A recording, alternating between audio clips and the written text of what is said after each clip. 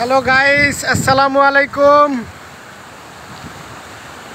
2016 সালে এই শ্রীলঙ্কা গলফে এসেছিলাম, আর এখন 2024 সাল এগেন আবার আসলাম। ঠিক এই জায়গায় আমি একটা লাইভ করেছিলাম, যদিও এখন আমার সিম কিনা নাই, এই জন্য আমি লাইভ করতে পারছি না, ভিডিও করতেছি। তো সেই মোমেন্টটা ধরে রাখতেছি। এই জায়গাটা আমি এসেছিলাম তখন, আর এই বিল্ডিংগুলো তখন কাজ হইতেছিল।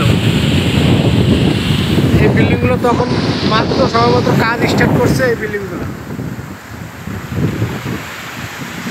আর এই পাশের এই জায়গাগুলো পুরোটাই পানিতে ছিল, কিন্তু এরা আস্তে আস্তে পাথর ফালাইতে এখন এটাও একটা দ্বীপের মতো করছে।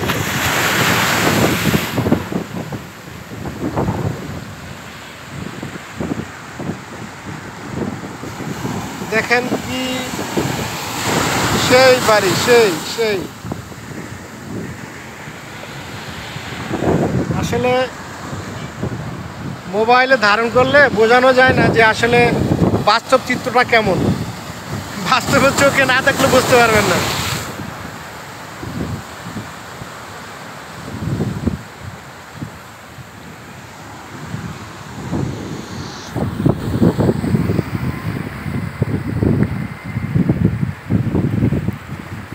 দুই 2016 সালে এসেছিলাম, আর এখন 2024 সাল সেখানে আবার এই শ্রীলঙ্কাতেই আসলাম। এই গলফেজেই আসছিলাম, এখানে দাঁড়িয়ে ছবি তুলছিলাম, ওই পাশে ভিডিও করতেছিলাম। সেই মুহূর্তটা এখন আবার অনুভূতিটা আমার ওরকম উৎফুল্ল যে আসলে আমি এই জায়গাটা এগেন আবার আসলাম। আসলে এই মানে শ্রীলঙ্কার ভিতরে এই জায়গাটা আমার কাছে ভালো লাগে।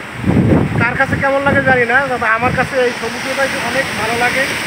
এবং এইখানকার যে পানির যে আওয়াজ, পানির যে স্রোত, মানে অসাম বলার অপেক্ষা রাখে না। আল্লাহ তাআলা যে এত নিদর্শন কিছু রাখছে পৃথিবীতে, সুবহানাল্লাহ।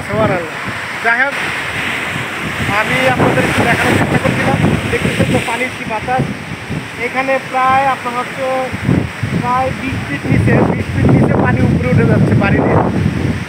এইখান থেকে হয়তো মোবাইলে বোঝা যাচ্ছে না, কিন্তু এখান থেকে 20 ফিট মিনিমাম 20 ফিট নিতে হবে।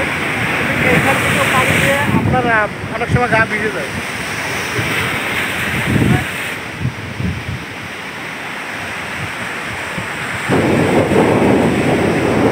আমরা আসছি অনেকেই, 10 জন আসছে এখানে। 2 জন ডিস্টার্ব করছে, কোথাও হারিয়ে গেছে, বুঝতে পারছি না। হয়তো 2 মিনিট পরে হয়তো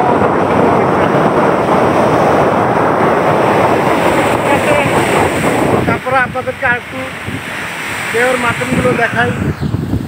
তারপর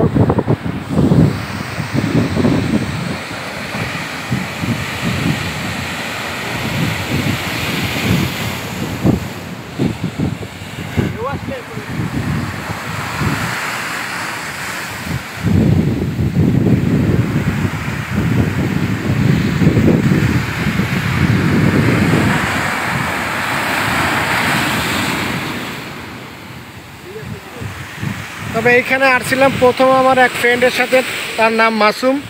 সে এখন কানাডায় অবস্থানে আছে। তাকে অবশ্য মিস করছি, কারণ তখন ওই টাইমটা শুধু ও আর আমি আসছিলাম এখানে ভিজিটে। কিন্তু এখন ও নাই, ও কানাডায় আছে, আমি অন্য মানুষের সাথে আসছি।